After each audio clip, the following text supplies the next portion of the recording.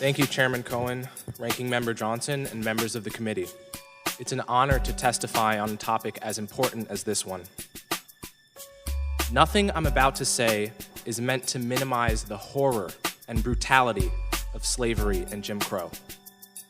Racism is a bloody stain on this country's history, and I consider our failure to pay reparations directly to freed slaves after the Civil War to be one of the greatest injustices ever perpetrated by the US government. But I worry that our desire to fix the past compromises our ability to fix the present.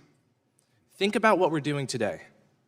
We're spending our time debating a bill that mentions slavery 25 times, but incarceration only once, in an era with no black slaves, but nearly 1 million black prisoners.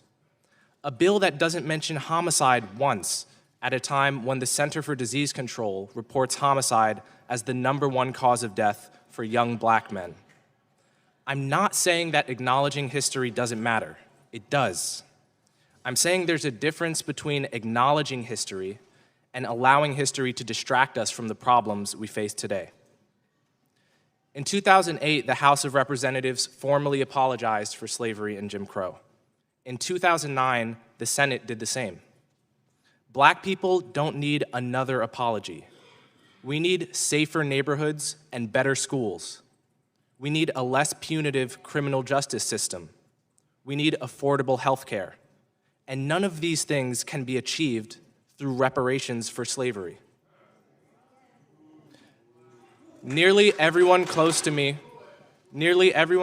told me not to testify today. They told me that even though I've only ever voted for Democrats, I'd be perceived as a Republican and therefore hated by half the country.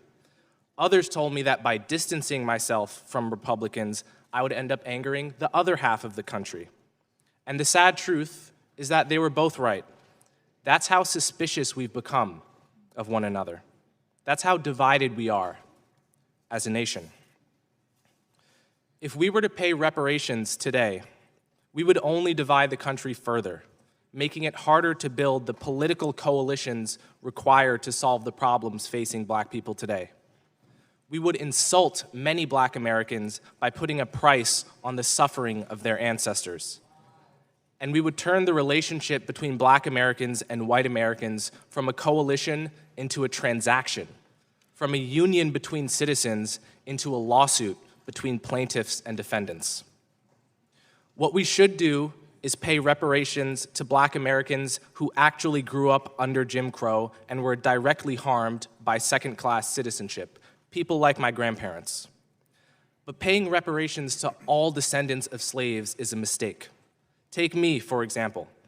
I was born 3 decades after the end of Jim Crow into a privileged household in the suburbs. I attend an Ivy League school. Yet I'm also descended from slaves who worked on Thomas Jefferson's Monticello plantation. So reparations for slavery would allocate federal resources to me, but not to an American with the wrong ancestry, even if that person is living paycheck to paycheck and working multiple jobs to support a family. You might call that justice. I call it justice for the dead at the price of justice for the living. I understand that reparations are about what people are owed, regardless of how well they're doing. I understand that. But the people who are owed for slavery are no longer here, and we're not entitled to collect on their debts. Reparations, by definition, are only given to victims. So the moment you give me reparations, you've made me into a victim without my consent.